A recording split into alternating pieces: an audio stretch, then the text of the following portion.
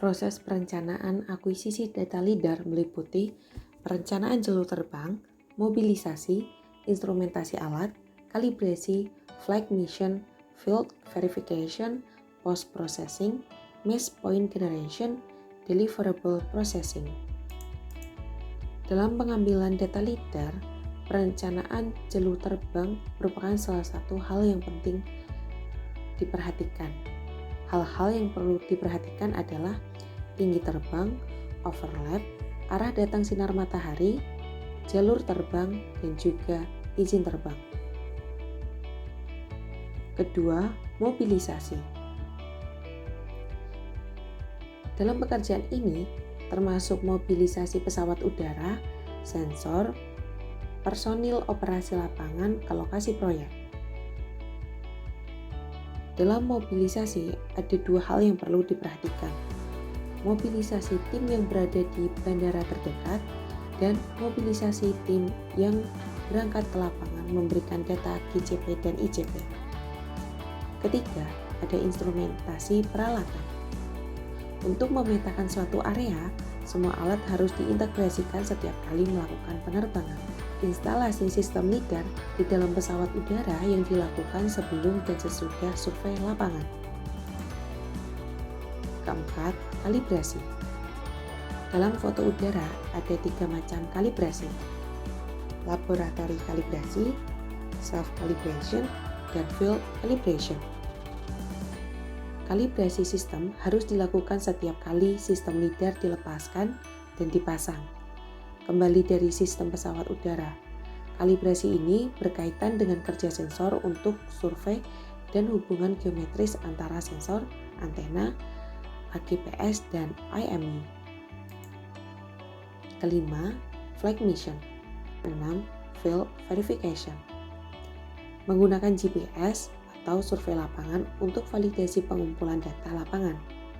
Verifikasi ini harus diintegrasikan dengan data yang dikumpulkan dari data LiDAR. Ketujuh, post-processing. Pengolahan data LiDAR dengan informasi AGPS dan data IMU untuk menentukan model permukaan tanah. Mesh point generation atau pembentukan titik.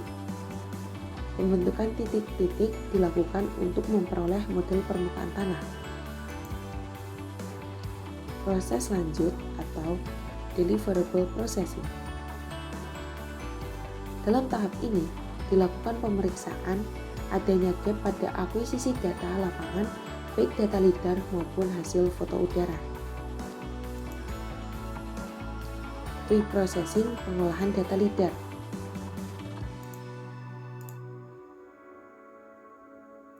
Dalam tahap pre-processing ada 4 data yang perlu diperhatikan: point cloud, binary format, attitude dan koordinat, yang terakhir jalur terbang.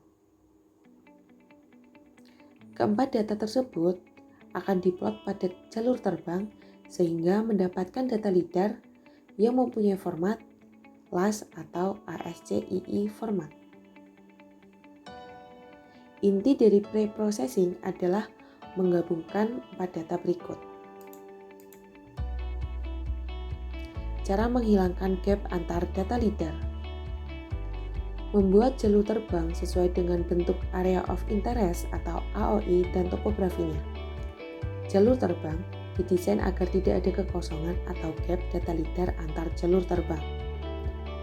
Kegiatan lain yang dilakukan meliputi pre-processing data selama di lapangan untuk memastikan bahwa tidak terdapat celah atau gaps dan kualitas data mencukupi. Hasil pekerjaan pada umumnya diunduh dan diolah secara harian.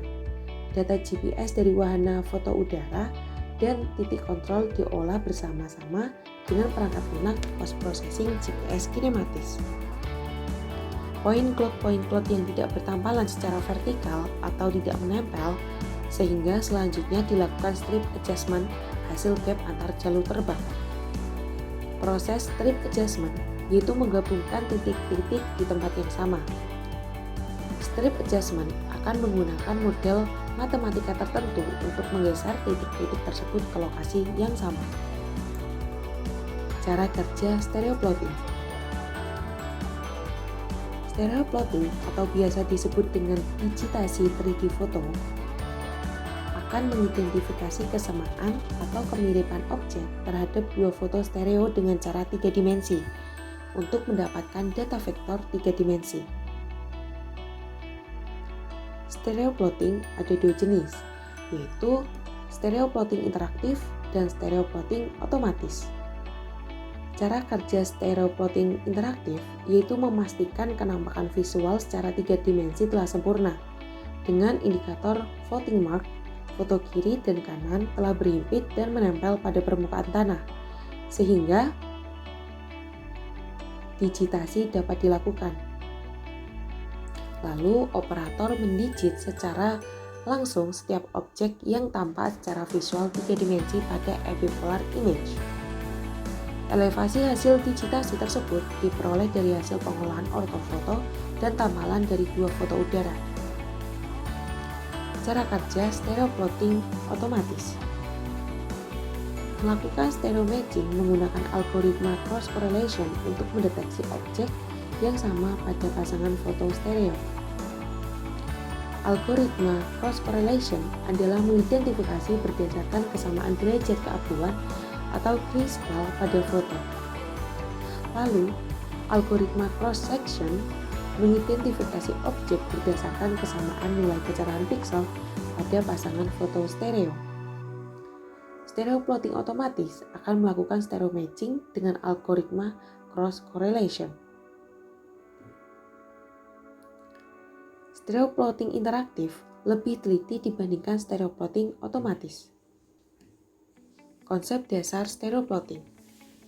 Stereo plotting dilakukan dengan mengidentifikasi kemiripan pada objek dua foto stereo secara 3 dimensi, sehingga didapat diperoleh data vektor 3 dimensi yang memiliki nilai ketinggian atau elevasi.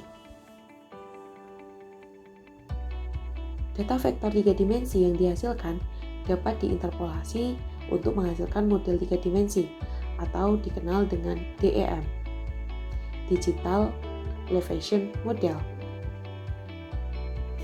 Poin-poin yang perlu diperhatikan: korelasi piksel pada kedua foto, paralak X, paralak Y, dan floating mark kedua foto harus berhimpit.